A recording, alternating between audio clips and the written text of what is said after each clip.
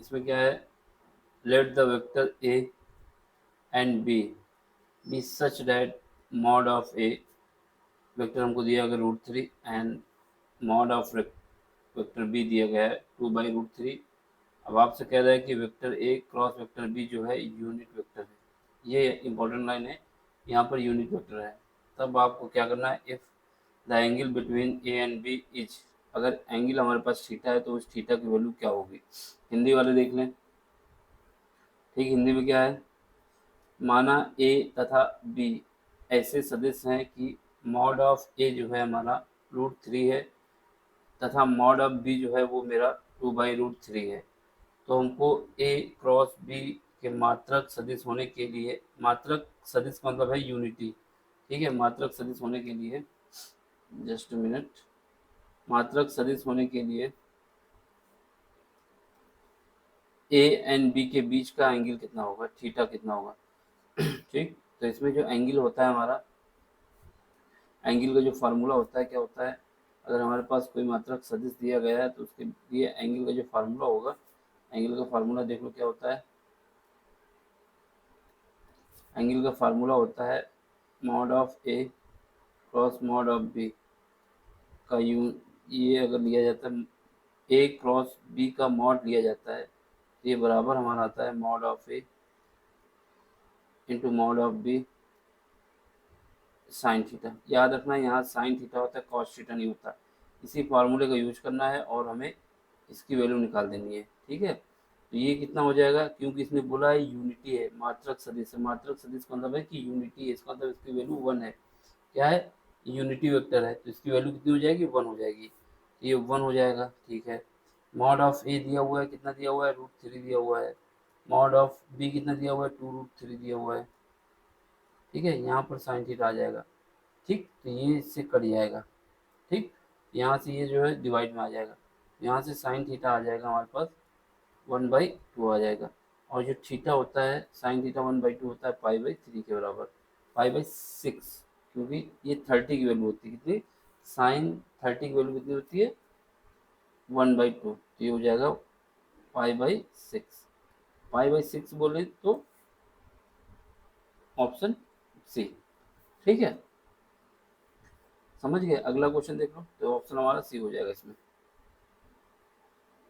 अगला क्वेश्चन है कि इफ ए वैल्यू आपको ये दी जा रही है, बी की वैल्यू ये दी जा रही है और सी की वैल्यू दी जा रही है, then the projection C minus A along A, इसका मतलब क्या होगा, इन दोनों का जो सी माइनस ए वेक्टर निकाल लें और इसका निकाल लें ए, इसके बाद इनका क्या कर दें, डॉट प्रोडक्ट, डॉट प्रोडक्ट कर देंगे। अगर डॉट प्रोडक्ट क्या आएगा वही हमारा एलोंगेशन को बताएगा, तो हमें डॉट प्रोडक्ट निकालना है इनका मतलब। ठीक है, इसका मतलब इन दोनों के बीच का डॉट प्रोडक्ट, क्योंकि एक दूसरे के परपेंडिकुलर होंगे, ये वाली बात यहाँ पे लगेगी। ठीक है, तो हमारे पास क्या गिवन है, देख लो इसमें, यदि वेक्टर ए हमारे पास ये है, वेक्टर बी ये है, वेक्टर सी ये है, तो आपको सी माइनस बी का ए की दिशा में प्रक्षेप बताना है। इसका मतलब ये है कि सी माइनस बी डैश, इसका डॉट प्रोडक्ट निकालना है, डॉट प्रोडक्ट निकालना है, समझ गए। इसका डॉट प्रोडक्ट हम निकालते हैं। सबसे पहले हम क्या करेंगे, सी माइनस बी निकाल लेते हैं। सी माइनस बी देखेंगे तो कितना आएगा, यहाँ पर हमारे पास सी दिया है और ये बी दिया है। सबसे पहले सी माइनस बी वेक्टर निकालते हैं। ठीक, यहाँ पे 2 आई है और यहाँ पे आई है, तो कितना बचेगा, एक आई बचेगा। ये आई ना बी वाला, और ये 2 आई जब घटाएंगे तो एक बचेगा। प्लस यहाँ पे देखो माइनस जे है, यहाँ पर प्लस 2 जे है, तो ये माइनस करेंगे तो ये हो जाएगा माइनस का 3 जे हो जाएगा। अब यहाँ पे आ जाओ, यहाँ पर 4 के है, यहाँ पर माइनस का 3 के है, जब इसको माइनस करेंगे तो ये प्लस हो जाएगा, तो ये हो जाएगा मेरे पास 7 के, कितना हो जाएगा, 7 के।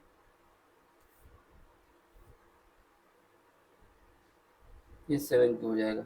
ठीक है, 4 के, इसमें जब ये माइनस करेंगे माइनस माइनस प्लस हो जाएगा, तो ये 7 के हो जाएगा। ये आ गया, और वेक्टर ये हमारे पास ये गिवन है। अब इन दोनों का डॉट प्रोडक्ट निकाल लो।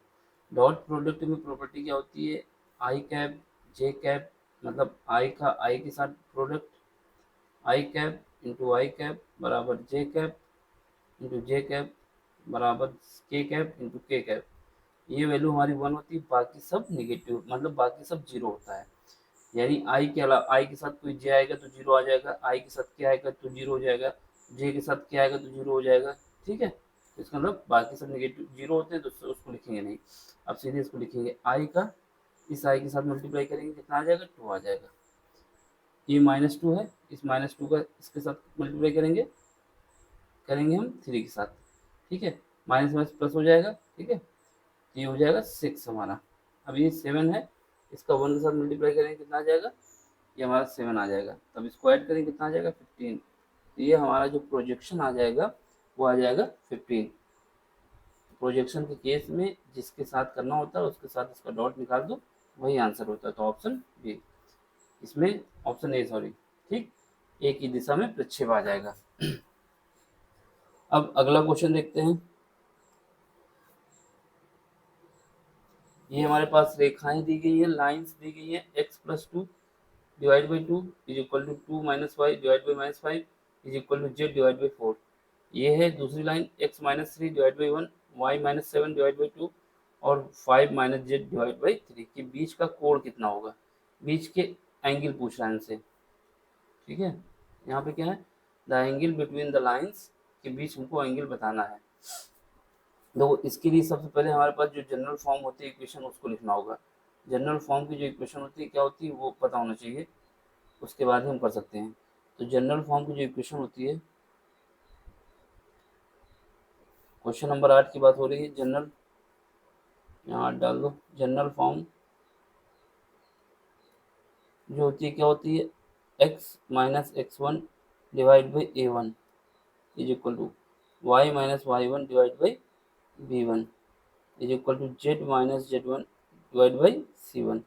एक लाइन ये हो गई, इस लाइन की इक्वेशन। दूसरी क्या हो गई, x-x2 divide by a2 y-y2 divide by b2 z-z1 divide by c2।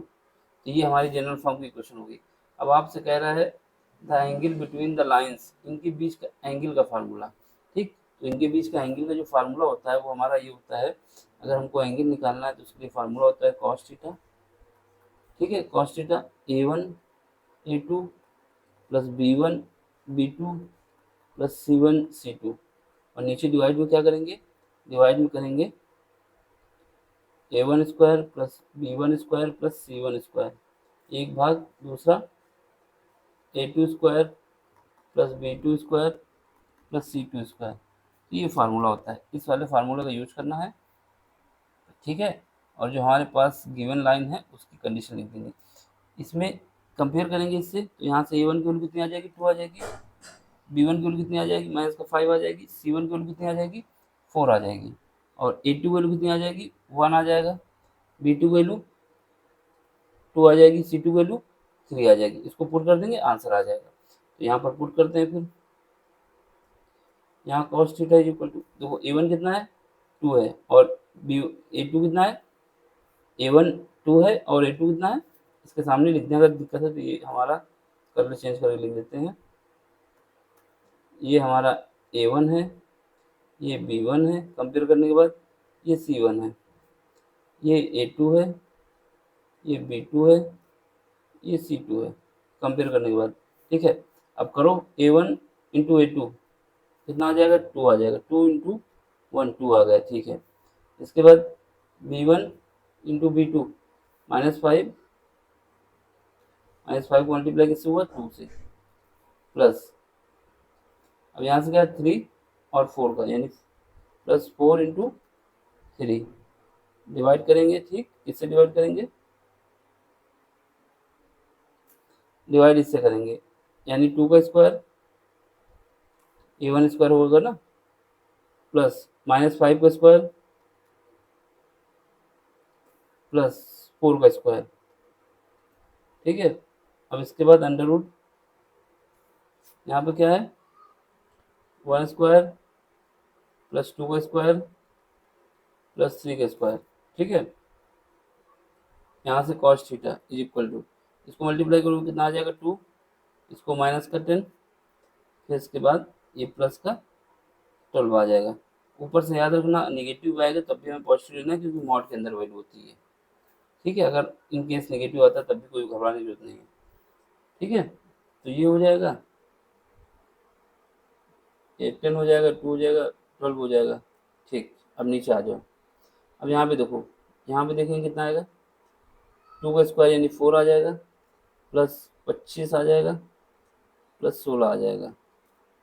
यहाँ पर देखो, यहाँ पे हमारे पास आ जाएगा 1 प्लस 2 4 हो जाएगा, प्लस 9 हो जाएगा। अब इसको सॉल्व कर लो। ठीक है, तो यहाँ पे जब सॉल्व करेंगे तो यहाँ से हमारे पास बचेगा 4। ठीक है, नीचे क्या बचेगा, यहाँ 41 हो जाएगा।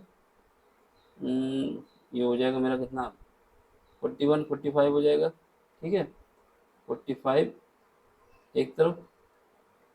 इसके बाद यहाँ से देखेंगे तो कितना आ जाएगा, यहाँ पर आ जाएगा 13 14 हो जाएगा। ये 14 हो जाएगा, ये सही हो रहा है। और 31 41 45। ठीक, तो ये वैल्यू थोड़ा कटने पिटने वाली खानी चाहिए थी, कहीं पर दिक्कत हो गई क्या। देख लेते हैं एक बार, फिर से मिला लेते हैं। 2 का मल्टीप्लाई 1 से होगा तो 2 आएगा। ठीक है, -4 का मल्टीप्लाई 2 से, -5 मल्टीप्लाई 5 से होगा तो कितना आ जाएगा, माइनस का 10 आएगा। ठीक है, 4 का मल्टीप्लाई 3 से होगा तो 12 आएगा, ये बात भी सही है। अब 2 का स्क्वायर करेंगे। ठीक है, फिर 5 का स्क्वायर करेंगे। ठीक, फिर 4 का स्क्वायर करेंगे। 4 का स्क्वायर 16 हो जाएगा, 5 का स्क्वायर इतना हो जाएगा।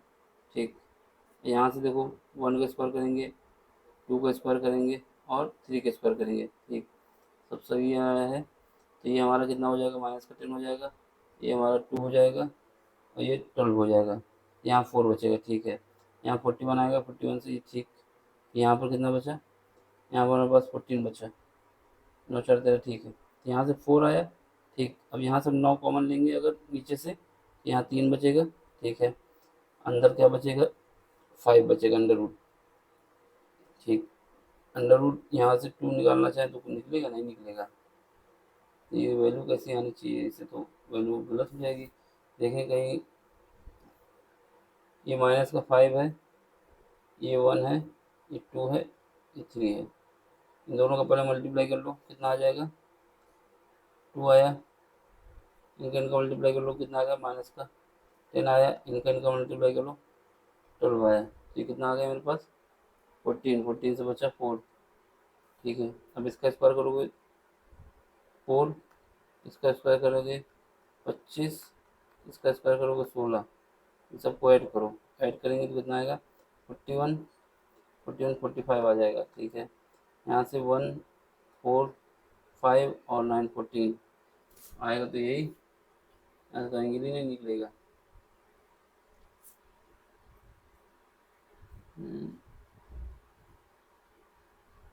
देखिए यहाँ पे ये कहानी है कि ये जो क्वेश्चन है हम लोगों का, ये गलत टाइप हो गया है ना। ये जो क्वेश्चन है इसके हिसाब से तो कोई एंगल नहीं मिलने वाला।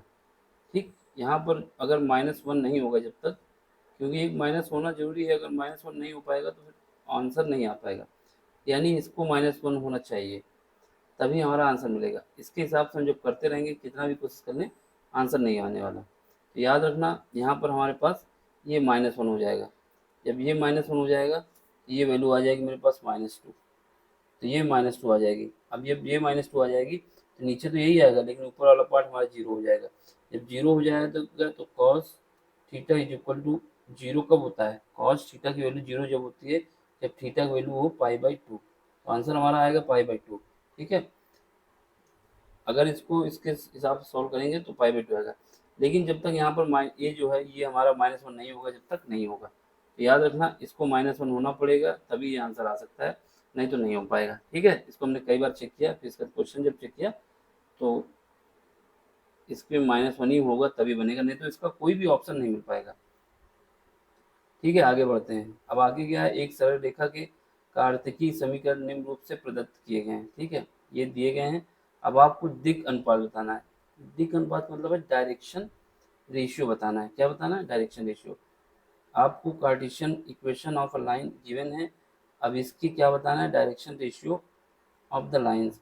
देखो डायरेक्शन रेशियो क्या होता है, जब हमारे पास जनरल फॉर्म की जो इक्वेशन लिखी है हमने ऊपर, जनरल फॉर्म की जो इक्वेशन लिखी है, तो क्या लिखी है, ये लिखी है, ठीक है। इस जनरल फॉर्म की इक्वेशन का ही यूज होना होता है, यानी हमको इक्वेशन को जनरल फॉर्म में लिखना होता है। दो इक्वेशन है, एक लाइन के लिए यह लिख देंगे केवल, तो हमें क्या करना है, इसको इस रूप में लिखना होगा जो इक्वेशन दी गई है, तभी हम डायरेक्शन रेशियो बता पाएंगे। जो इसके नीचे होता है ना, ए बी और सी, यही हमारा डायरेक्शन रेशियो होता है, और यही हमको बताना है इसमें। तो क्या करेंगे, इसको हम सॉल्व करते हैं। तो डायरेक्शन रेशियो जानने के लिए सबसे पहले इसको क्या करेंगे, जनरल फॉर्म में लिखेंगे। जनरल फॉर्म की इक्वेशन क्या होती है हमारे पास, Z minus sorry X minus Z one, sorry X minus X one divide by A, क्योंकि एक इक्वेशन की बात हो रही तो ए लिख देंगे, Y minus Y one divide by B, Z minus Z one divide by C. तो ये हमारे पास इक्वेशन आ गई, ठीक है। यहाँ पे क्या है, वाई। अब इससे कंपेयर करने के लिए पहले इसको इसके रूप में लिखना होगा। इसका मतलब क्या होगा, यहाँ पर एक्स का कोफिशिएंट 1 है, वाई का 1 है, जेड का 1 है, यानी जितने भी हैं सब में कोफिशिएंट क्या होना चाहिए, 1 होना चाहिए। तो जो इक्वेशन दी गई इसको क्या रूप में करेंगे, सबसे पहले इससे 6 कॉमन ले लो, पहले पार्ट से 6 कॉमन लेंगे तो क्या बचेगा, एक्स माइनस 1/2 बचेगा, ठीक है, 1/3 बचेगा। जब 6 कॉमन आएगा यहाँ 1/3 बचेगा, ठीक है, ये 1/3 बचा, ये 1/3 बचा, ठीक, इज इक्वल टू, यहाँ से 3 कॉमन ले लो क्योंकि हमको y का कोफिशिएंट 1 बनाना है, ये बचेगा 1/3। अब यहाँ से क्या करोगे, यहाँ से 2 कॉमन ले लो, क्या बचेगा, z माइनस 1, ठीक है। अब हमें क्या करना है, इसको हम ऐसे भी लिख सकते हैं, x माइनस 1/3, ठीक है, और इसको हम लिख सकते हैं 1/6। जब इसको ऊपर मल्टीप्लाई करेंगे तो वापस आ जाएगा, ऐसे भी लिख सकते हैं। सेम इसको भी ऐसे लिखना होगा, y plus 1/3 divide by 1/3 is equal to, यहाँ पर क्या है, z माइनस 1 डिवाइड बाई 1/2, ठीक है। अब हम क्या करेंगे, इसके जो नीचे है यहाँ पर सब में 6 से गुणा कर देंगे, नीचे सब में 6 से गुणा करेंगे तो काट देंगे, कोई दिक्कत नहीं आएगी, ठीक। 6 से मल्टीप्लाई करें सब में, इसको भी 6 से मल्टीप्लाई करेंगे, इसको भी करेंगे, इसको भी करेंगे। क्यों करेंगे, क्योंकि इनका जो एलसीएम है नीचे का, उसी से मल्टीप्लाई कर रहे हैं। रेशियो को अगर हमें बराबर करना होता है डिवाइड से, तो एलसीएम से मल्टीप्लाई करना होता है ना, उसी हिसाब से। यहाँ एक्स माइनस 1/3 ये तो रहेगा ही, जब इसको 6 से मल्टीप्लाई करेंगे तो यहाँ 1 बचेगा, यहाँ y माइनस वाई प्लस 1/3 तो रहेगा ही, 6 से मल्टीप्लाई करेंगे तो 2 बचेगा यहाँ पर z माइनस 1 डिवाइड बाई 1/2 है, जब 1/2 से मल्टीप्लाई करेंगे 6 को, 3 बचेगा। तो ये हमारे डायरेक्शन रेशियो आ गए, क्या आ गए, 1 2 और 3, 1 2 और 3, ऑप्शन बी। तो हम बता देंगे डायरेक्शन रेशियो हमारे क्या आ गए, 1/1 2 3, ठीक। अगला क्वेश्चन क्या है, the solution set of the in equation, ये इक्वेशन दी गई है, इसका सोल्यूशन सेट चाहिए, ठीक। क्या होगा, 3 ऑप्शन दिए गए हैं, इसका समुच्चय हल चाहिए। तो इसमें क्या करना है, इसमें हमें इक्वेशन बनानी है और उसका ग्राफ बनाना है, ठीक है। जो इनइक्वालिटी दी गई है उसके हिसाब से हमें ग्राफ ड्रा करना है। तो इनइक्वालिटी क्या गिवन है, इनइक्वालिटी हमको गिवन है, क्वेश्चन नंबर 10 है। इनइक्वालिटी हमको गिवन है, जो गिवन लिख दो, 2x plus 3y, 2x plus 3y, ठीक है, लेस देन 6, ये है हमारे पास गिवन है, लेस देन 6 है, ठीक है। इसको हमें क्या करना है, इसके हिसाब से हमें ग्राफ ड्रा करना है। तो ग्राफ ड्रा करने के लिए क्या करते हैं, पहले पॉइंट निकालते हैं, यहाँ पर x है, ठीक, और इसके रेफरेंस में y है ये, ठीक। या फिर हम x यहाँ लिख देते हैं, या फिर पॉइंट हम यहाँ लिख दें, एक तरफ x लिख देंगे, एक तरफ y लिख देंगे, और इसके हिसाब से जो पॉइंट हमारे पास आएगा उसको हम लिख देंगे यहाँ पर। पहले x बराबर अगर 0 है, इसमें x बराबर 0 रखोगे तो y की वैल्यू क्या आएगी, x बराबर अगर हम 0 रखते हैं तो y बराबर क्या आएगा, y बराबर 2 आ जाएगा, ठीक है। अगर अब इस बार दूसरी बार में क्या है, x बराबर हम y बराबर 0 रख दें, y बराबर 0 रख दें तो x बराबर 3 आ जाएगा। कैसे आएगा कि अगर हम इसमें x बराबर 0 रखते हैं, x बराबर 0 रखते हैं तो y की वैल्यू कितनी आती है, 2 आती है, और y बराबर 0 रखते हैं तो कितना आता है, x बराबर हमारे पास 3 आता है। इसमें पुट करने पे एक बार x बराबर 0 रखेंगे तो y की वैल्यू 2 आ जाएगी। दूसरी बार y बराबर 0 रखेंगे तो x की वैल्यू आ जाएगी। तो हमारे पास ये दो कोऑर्डिनेट मिल गए। क्या क्या मिले कोऑर्डिनेट? एक मिला हमें 0,2, दूसरा क्या मिला 3,0। बस इनसे पास होने वाली लाइन बना लेते हैं। पहले तो हमें जो ग्राफ ड्रा करना है ये ग्राफ ड्रा करेंगे। ठीक, इनमें जो पॉइंट है हमको उस पॉइंट को पुट करना होगा। पहला पॉइंट क्या है? पहला पॉइंट हमारे पास है 0,2। 0,2 का मतलब है यहाँ पे आ जाओ, ये 0,2 हो गया। ठीक है, इसके बाद दूसरा पॉइंट क्या है? दूसरा पॉइंट है 3,0। 3,0 मतलब यहाँ आ जाओ 3,0। अब हमें लाइन खींच देनी होगी इन दोनों को मिलाने वाली जो लाइन है। क्या लाइन है? ये लाइन हमारे मान लो। ठीक, अब इनइक्वालिटी बना देना होगा। इनइक्वालिटी में क्या है इस लाइन की? 2x plus 3y less then 6। Less than 6 का मतलब क्या है? नीचे वाला पार्ट आना चाहिए। क्या आना चाहिए? नीचे वाला पार्ट आना चाहिए। नीचे वाला पार्ट का मतलब ये कवर होगा पार्ट। ठीक, ये पार्ट हमारा पूरा कवर होगा जो भी नीचे आएगा, और इसके ऊपर नहीं जाना है, नीचे ही जाना है। ठीक, तो ये पूरा पार्ट नीचे वाला हमारा कवर हो जाएगा। तो अब इसमें हम क्या बताएंगे? इसमें हमको जो ऑप्शन देखना है क्या है? 1/2 प्लेन नॉट कंटेनिंग ओरिजिन। नहीं, ओरिजिन तो कंटेन कर रहा है ना, ये ओरिजिन से तो पास हो ही रहा है जो हमारा डायग्राम है, क्योंकि इसका ओरिजिन जो है, ओरिजिन तो ये है 0,0, और ये इसके पास आ रहा है। इसका मतलब ये ऐसे ऐसे जाएगा मेरे पास नीचे, तो ये बात तो गलत हो गई। फिर whole X Y plane except point lie on the line this, ये भी गलत है, ये भी नहीं होगा।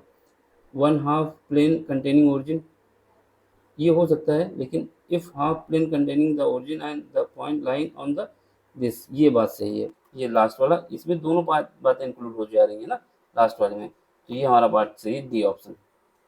पहले में तो कुछ नहीं था, लेकिन इसमें था थोड़ा बहुत, इसमें था, लेकिन इसमें दोनों ही बातें इंक्लूड हो रही हैं।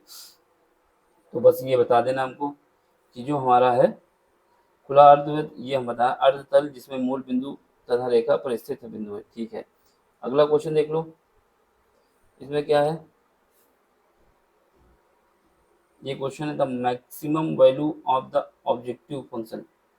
इसकी हमें मैक्सिमम वैल्यू बताना है, क्या होगी? बस वही है, इससे हमें डायग्राम बनाना होगा। इससे इस इनइक्वालिटी से डायग्राम बनाएंगे और इसका फिर मैक्सिमम वैल्यू हम बता पाएंगे। क्वेश्चन नंबर 11 है, क्वेश्चन नंबर 11। ठीक, 11 में क्या है? सबसे पहले जो इनइक्वालिटी दी गई है वो क्या है? x greater than 0, y greater than 0, और दूसरी लास्ट क्या है? 4x plus 3y, 4x plus 3y less than or equal to 12। ठीक, तो सबसे पहले इसके लिए हम पॉइंट निकाल लेते हैं क्या क्या होंगे। तो इसके लिए जब पॉइंट निकालेंगे तो क्या है? For 4x plus 3y less than or equal to 12। ठीक है, इसको हम इक्वल टू कर लेंगे। इसमें क्या है? व्हेन इफ x बराबर 0, x बराबर 0 है तो y बराबर कितना आ जाएगा? यहाँ x का पार्ट 0 हो जाएगा, 3y इज इक्वल टू 12 आ जाएगा। तो यहाँ से y की वैल्यू हमारे पास आ जाएगी 4। तो एक पॉइंट हमारे पास क्या आ जाएगा? 0,4। दूसरी बार इफ y बराबर 0, तो y बराबर 0 तो 4x बराबर 12। यहाँ x की वैल्यू आ जाएगी कितनी? 3। यहाँ से क्या आ जाएगा? यहाँ से हमारे पास पॉइंट आ जाएंगे 3,0 आ जाएगा। ठीक, तो ये पॉइंट बन गए। अब इससे हमको डायग्राम बनाना होगा। क्या बनाना होगा? डायग्राम।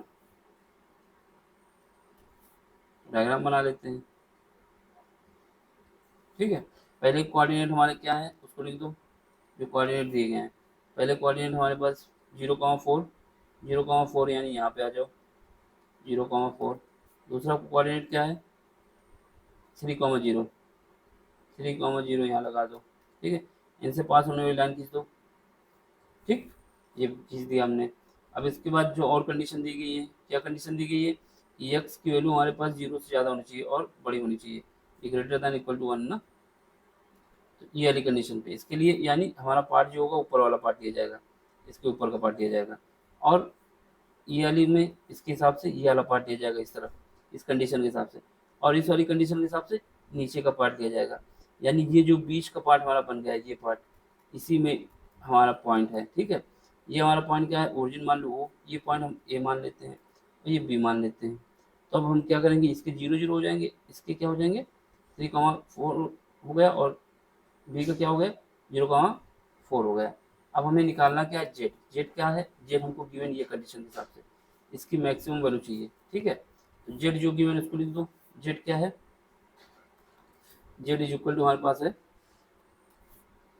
क्या गिवन है देख लो एक बार, 3x plus 5y, 3x plus 5y, ठीक है। ये हमें जेड गिवन है। अब जेड की मैक्सिमम वैल्यू चाहिए, तो पहले जेड जो हमारे पास पॉइंट कौन कौन से हैं, ओरिजिन जो है उससे कोई मतलब नहीं क्योंकि ये 0,0 है, इससे निकालोगे तो कुछ नहीं आएगा।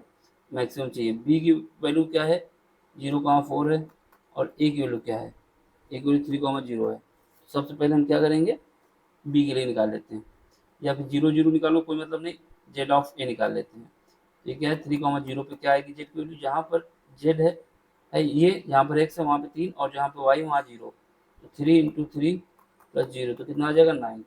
इसका जेड ऑफ बी निकाल लो, ये कितना आ जाएगा, ये कितना है 0,4, जहाँ पर एक्स है वहाँ 0, और जहाँ पर वाई है वहाँ पर 4, तो ये मल्टीप्लाई करूँ कितना आ जाएगा 20। तो ये हमारे पास पॉइंट आ गए, ठीक है। तो इसकी वैल्यू मैक्सिमम चाहिए थी, मैक्सिमम वैल्यू कितनी आ गई, क्योंकि ये ज़्यादा है ये कम है, तो मैक्स वैल्यू आ जाएगी 20। तो ऑप्शन हमारा 20 आना चाहिए।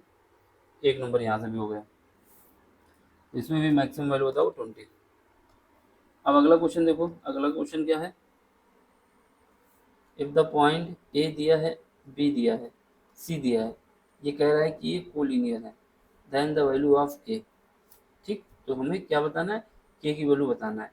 अगर पॉइंट कोलिनियर है इसका मतलब क्या होगा, ये सारे पॉइंट हमारे एक ही लाइन पे आने चाहिए, एक ही लाइन पे आने चाहिए। इसका मतलब क्या होगा, इनका जो डायरेक्शन रेशियो होगा उसका अनुपात बराबर होना चाहिए, संरेखी होगा, संरेख होगा। तो इसका मतलब क्या है कि एक ही पॉइंट पे होंगे, एक ही लाइन पे होंगे, कोलिनियर हो या संरेखी हो, एक ही लाइन पे होते हैं। यानी एक पॉइंट हमारे पास अगर मान लेते हैं ए पॉइंट हमारा ये है, इसके बाद बी पॉइंट को मान लेते हैं, बी पॉइंट जो है हमारा ये है, इसके बाद सी पॉइंट को मान लेते हैं, सी पॉइंट जो है हमारा, पीले से ले लें, सी पॉइंट हमारा ये है, ठीक।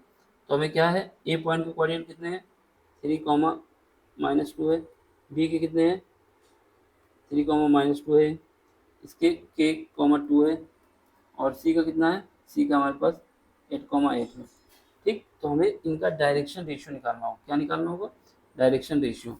डायरेक्शन रेशियो कैसे निकलेगा, डायरेक्शन रेशियो अगर हमको 2 पॉइंट दिए होते हैं तो उनका निकालने के लिए क्या होता है, A1 निकालना है तो क्या करेंगे, के x1 माइनस x2 कर देंगे, सॉरी x2 माइनस x1 करेंगे। अगर हमारे पास 2 पॉइंट दिए हैं, जैसे पॉइंट हम मान लेते हैं क्या है, ये पॉइंट है हमारे पास, एक x1 है दूसरा y1 है, यहाँ x2 है यहाँ y2 है, ये ए पॉइंट है ये बी पॉइंट है, इनका डायरेक्शन रेशियो निकालना है। यानी ए की वैल्यू चाहिए तो x2 माइनस x1, बी की वैल्यू चाहिए तो क्या करेंगे, y2 माइनस y1 किया जाता है, तो वही यहाँ पे करेंगे। तो के हमारा हो जाएगा x2 माइनस 3, ठीक।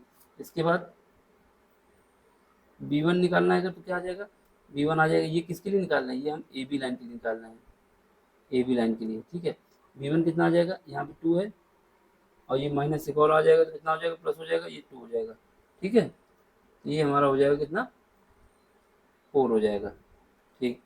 अब दूसरा निकाल लो बीसी लाइन के लिए, बीसी लाइन के लिए डायरेक्शन रेशियो, बीसी के लिए, बीसी के लिए क्या आ जाएगा, पॉइंट हमारे पास ये है और ये, यहाँ पर x2 कितना हो जाएगा 8, x2 हमारा 8 हो जाएगा, और ये k कितना हो जाएगा, ये हमारा x2 8 हो जाएगा, k हमारा x1 हो जाएगा, ठीक है।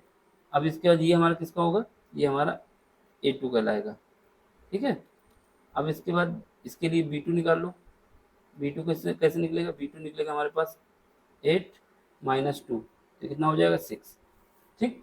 तो ये हमारे पास पॉइंट हो जाएंगे, इसको लिख दें A2, तो ये हमारा A2 हो जाएगा, ठीक है।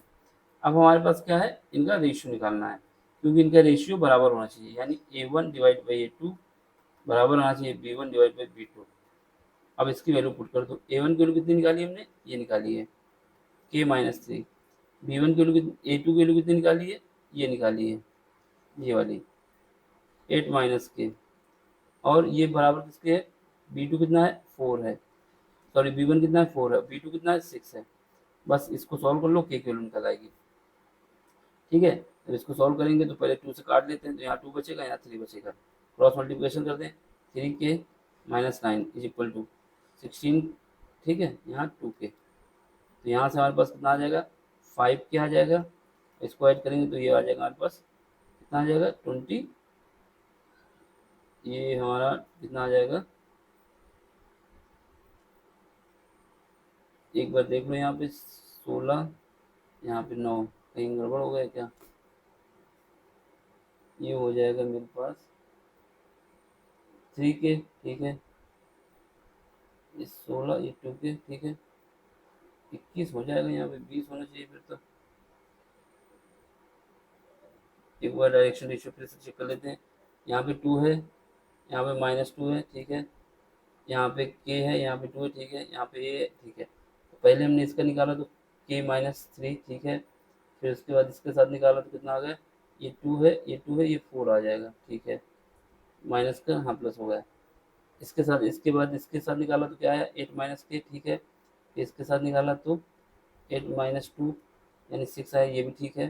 अब इसका रेशियो निकाल लिया A1/A2, यहाँ पर A1 कितना आया हमारे पास, A1 हमारे पास आया k-3, k-3, ठीक है, फिर उसका A2 कितना आया 8 - क्या है, ये भी ठीक है, ये हमारा B2 कितना आया 4 आया, B1 4 आया, B2 कितना आया 6 आया, इसको 2 से डिवाइड किया तो यहाँ पे ठीक है, यहाँ पे 3 के बचा, यहाँ पे 9 के बचा, ठीक है, इसको मल्टीप्लाई किया तो 16 हो गया, इसके साथ मल्टीप्लाई किया तो 2k हो गया, ठीक है, इस 2k को इधर ले आएंगे तो 5k हो जाएगा, ये 16k, ये +9, तो ये हमारा कितना हो जाएगा, ये हमारा हो जाएगा 25, सही तो है, ठीक है, तो यहाँ से 25 हो गया, अब k की वैल्यू निकालेंगे तो 5 आएगी, तो आंसर हमारा 5 आना चाहिए।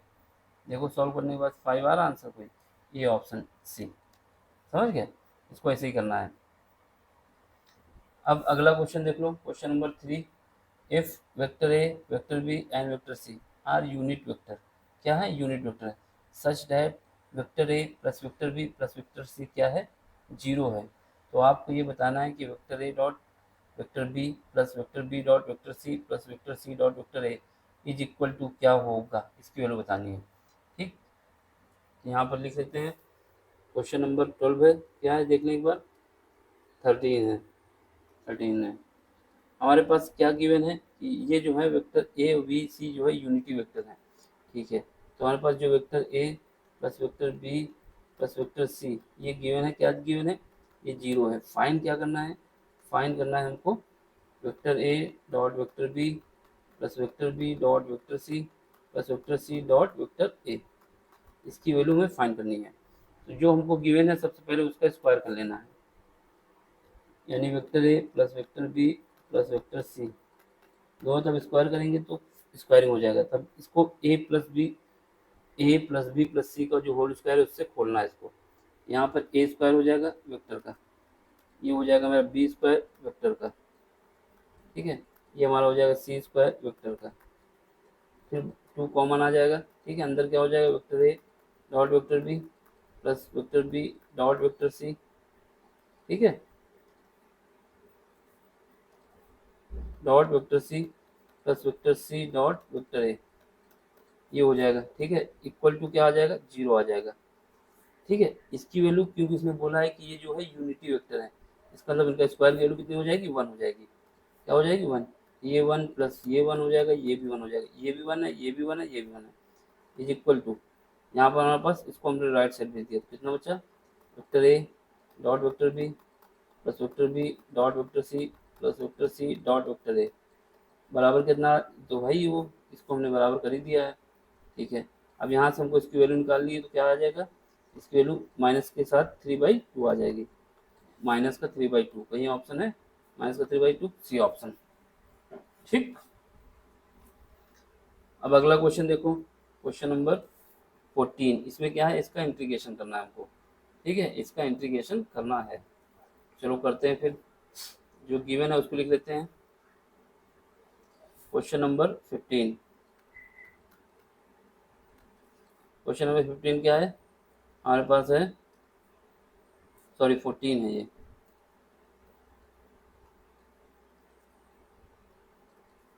इसका हमें इंटीग्रेशन करना है, आई इज इक्वल टू क्या गिवन है cos square 2x divide by कितना है, डिवाइड बाई है cos square x plus sorry sine square X, ये हमें दिया गया है, ये इसका हमें डी एक्स निकालना है। क्या निकालना है? डी एक्स निकालना है। चलो फिर डी एक्स निकालते हैं। ठीक है, इसको सबसे पहले हमारे पास एक फार्मूला होता है। क्या फार्मूला होता है हमारे पास? साइन सॉरी कॉस टू ए का फार्मूला होता है। कॉस टू ए क्या होता है? कॉस टू ए जो होता है वो होता है कॉस स्क्वायर ए माइनस साइन स्क्वायर ए।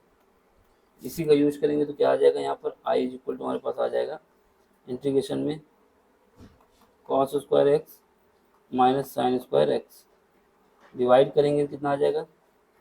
Cos square x into sine square x. ठीक है, तो ये हमारे पास आ जाएगा। तो क्या आएगा? इंटीग्रेशन 1 बाई, यहाँ पर जब इसको अलग अलग करेंगे फर्दर तो क्या आ जाएगा? यहाँ पर साइन स्क्वायर बचेगा। ठीक है, यहाँ माइनस लगा दो। ठीक, इंटीग्रेशन ये डी एक्स लिख देना ऊपर, यहाँ क्या बचेगा? डी एक्स, यहाँ से ये कट जाएगा जब इसको अलग अलग करेंगे तो ये हमारा बचेगा कॉस स्क्वायर एक्स। ठीक है, अब इसको फर्दर जब सॉल्व करेंगे कितना आ जाएगा? ये हमारे पास आ जाएगा integration sec cosec square X, क्योंकि 1/sin स्क्वायर होता है क्या? कॉसेक स्क्वायर एक्स, ये कॉसेक स्क्वायर एक्स आ जाएगा। ठीक है, ये डी एक्स हो जाएगा, यहाँ माइनस ये कितना हो जाएगा? ये हो जाएगा हमारे पास sec square X D x हो जाएगा। ठीक, अब इसका इंटीग्रेशन करेंगे तो इसका इंटीग्रेशन आएगा माइनस का कॉट एक्स, और इसका करेंगे तो आ जाएगा tan एक्स और कांस्टेंट आ जाएगा। तो यही हमारा आंसर आना चाहिए। देखो कहीं आंसर मिल रहा है या माइनस का कॉट एक्स माइनस का tan एक्स, ऑप्शन डी। ठीक, इसको सब ऐसे ही करना है, ज़्यादा रंगबाजी में नहीं रहना। क्वेश्चन नंबर 15 देख लो। ठीक, एक नंबर का क्वेश्चन है लेकिन एक नंबर की मेहनत लेंगे आपसे। क्वेश्चन नंबर 15, इसको वहीं कर दें लेकिन ये फिर समझ में नहीं आएगा, इस वजह से यहाँ ला के कर रहे हैं इसको। D Y by D X is equal to क्या गिवन है हमारे पास? 1 minus X plus Y, 1 minus X plus Y minus X Y, ये हमें गिवन है। देख लो गिवन है। अब इसका हमें डिफरेंशियल इक्वेशन को सॉल्व करना है। ठीक है, इसको हमें सॉल्व करना है तो इसके लिए क्या करेंगे? D Y by D x. ठीक है, अब यहाँ से क्या करो? 1 माइनस एक्स को एक तरफ ले लो, प्लस यहाँ इन दोनों में से y कॉमन ले लो, तो ये क्या आएगा? 1 माइनस एक्स आ जाएगा। ठीक है, अब आगे बढ़ोगे तो 1 माइनस एक्स यहाँ पर भी है, 1 माइनस एक्स यहाँ पर भी है, इससे कॉमन ले लो। तो 1 माइनस एक्स जब कॉमन लोगे तो यहाँ क्या बचेगा? यहाँ 1 बचेगा, यहाँ y बचेगा। जब इन दोनों से कॉमन हो जाएगा तो ये बचा, ये हमारा d Y by D x हो गया। ठीक है, अब आगे बढ़ो। इसके बाद क्या आएगा? इसके बाद हमारे पास D Y by D X जो आ गया, इसके साथ जो है y वाला फंक्शन दे दो, यानी इसको डिवाइड कर दो तो कितना आ जाएगा? 1 प्लस वाई आ जाएगा, और ये वाले फंक्शन को इधर मल्टीप्लाई कर दो, 1 माइनस एक्स डी एक्स आएगा। अब दोनों तरफ इंटीग्रेट कर दो, जब दोनों तरफ इंटीग्रेशन कर देंगे तब देख, दोनों तरफ इंटीग्रेशन कर देते हैं। ठीक है, तो ये हो जाएगा हमारा लॉग 1 प्लस वाई। ठीक, ये हो जाएगा मेरा क्या? एक्स आएगा, एक आएगा एक्स स्क्वायर बाई 2 आ जाएगा, और एक सी आ जाएगा। देखो कोई ऐसा आंसर मिल रहा है? ये हमारा आ जाएगा क्या? लॉग 1 प्लस वाई आना चाहिए, एक्स माइनस एक्स, पहला ही ऑप्शन मिल रहा है। ठीक है, और कोई मिलेगा? और कोई नहीं मिलेगा, तो पहला ऑप्शन हमारा सही हो जाएगा। अब अगला क्वेश्चन देखो, इसमें क्या है? आपसे पूछा है degree of the differential equation. देखो अगर हमारे पास जो मैक्सिमम बार जितना जो भी होता है, जिसका सबसे ज़्यादा बार डिफ्रेंशिएट किया जाता है उसके पास जाया जाता है, तो उससे पता चल जाता है कि हमने कितनी बार डिफ्रेंशिएट किया है। तो यहाँ पहुँचे तो यहाँ से हमें पता चल गया कि इसको हमने सबसे ज़्यादा बार डिफ्रेंशिएट किया है। ठीक है, इसको सबसे ज़्यादा बार डिफ्रेंशिएट किया है, इसका मतलब क्या होगा? इसका जो जितनी बार डिफ्रेंशिएट किया गया है वो ऑर्डर होगा, और जो उसकी हाईएस्ट पावर होगी वो उसकी डिग्री होगी। तो डिग्री क्या हो जाएगी? 3 हो जाएगी। यानी अगर हमारे पास कोई फंक्शन है उसको n बार हमने डिफ्रेंशिएट किया, यानी d Y by d n y divide by D x की पावर n, तो ये बता रहा है कि हमने n बार उसको डिफ्रेंशिएट किया। तो ये n जो है ये इसका ऑर्डर है। क्या है? ऑर्डर। और इसकी पावर अगर m है तो ये m जो है वो हमारा डिग्री है, यानी हाईएस्ट जो डिफ्रेंशिएट किया गया है उसकी पावर जो होती है वो डिग्री होती है, तो ऑप्शन बी हो जाएगा। इसमें देख लो, अगर इसमें क्या है, हिंदी वाले में ये अवकलन का हो गया था, घात पूछेगा, हिंदी को डिग्री, डिग्री में घात कहेंगे, तो ठीक है।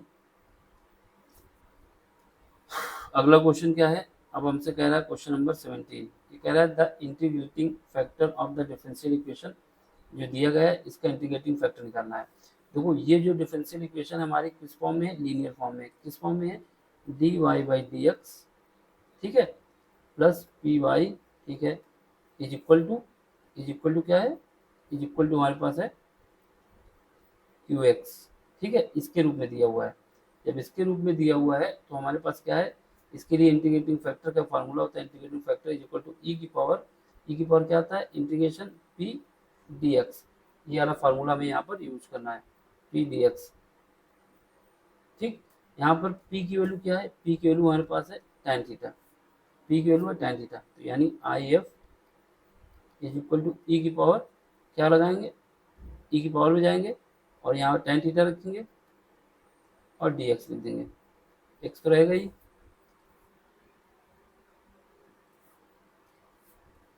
यहाँ पर हमारे पास tan x और डी एक्स आ जाएगा। अब tan x का जो डिफ्रेंशिएशन होता है, सॉरी जो इंटीग्रेशन होता है, क्या होता है, log sec x होता है, log sec x, log sec x, base इसका e रहेगा और ये sec x हो जाएगा, ठीक है। log में अगर ये बेस है, ये पावर में चढ़ा हुआ है, तो क्या होता है, एक प्रॉपर्टी के हिसाब से ये हमारा आ जाता है sec x, यानी log की प्रॉपर्टी ये होती है कि अगर हमारे पास a की पावर है, log है, ठीक है, सॉरी e की पावर है, यहाँ पर लिख दें, अगर हमारे पास e की पावर है, log बेस e है और a है, तो ये a हो जाता है, तो वही से हमने इसको सेक कर दिया, तो ऑप्शन हमारा सी हो जाएगा। अगला क्वेश्चन देखो, इसमें question number 18, the probability of A B C solving the problem ये है, ठीक है, respectively then the probability of problem is solve, तो हमें बताना है कि प्रॉब्लम सॉल्व हो जाएगी, इसकी प्रोबेबिलिटी बताना है। देखो किसी चीज़ के सॉल्व होने की और किसी चीज़ के ना सॉल्व होने की प्रोबेबिलिटी का सम कितना होता है, 1 होता है, ठीक है। तो हम क्या करेंगे, हम इसको ए मान लेते हैं, जो ए दिया भी है, ए प्लस ए डैश ये बताएगा, देखो प्रोबेबिलिटी ऑफ ए बता रहा है कि पी ऑफ ए बता रहा है कि प्रोबेबिलिटी है सॉल्व करने की, plus P of A dash बता रहा है कि प्रोबेबिलिटी है ए के ना सॉल्व करने की। ये कितना गिवन है, जितना भी गिवन हो इसका सम कितना आएगा, 1 आएगा, ठीक है। हमारे पास ये वैल्यू गिवन है, कितनी है, 1/3, तो हमारे पास यहाँ से जब 1/3 गिवन है, तो 1 माइनस 1/3 करेंगे, कितना आ जाएगा, ये आ जाएगा 2/3 आ जाएगा। ऐसे ही जब हम निकालेंगे तो प्रोबेबिलिटी ऑफ बी डैश आ जाएगा, कितना आ जाएगा, 1 में घटा देंगे कितना, 1/5, तो ये आ जाएगा हमारे पास 4/5 आ जाएगा। सेम प्रोसेस सी में करेंगे, तो सी के लिए सी डैश जो आ जाएगा, 1 में घटा देंगे, कितना दिया है, 1/6, तो ये हमारे पास आ जाएगा 5/6 आ जाएगा। तो ये सब हमारी प्रोबेबिलिटी आ गई कि प्रॉब्लम ना सॉल्व करने की।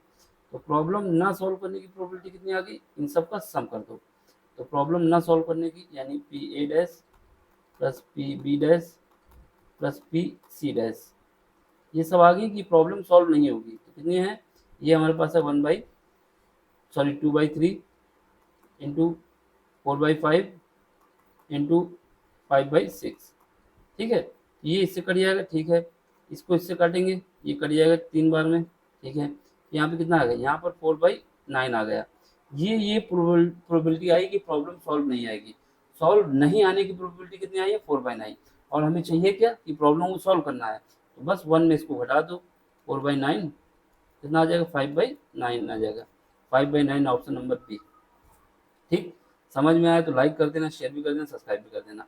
अब इसके बाद जो आगे के क्वेश्चन है वो आगे वाले लेक्चर में कराए जाएंगे, ठीक है, ठीक है। ये इससे हमारा एक पार्ट कंप्लीट हुआ, 1 से लेकर 18 तक क्वेश्चन। समझ में आया तो लाइक कर देना, शेयर भी कर देना और सब्सक्राइब भी कर देना। Thank you.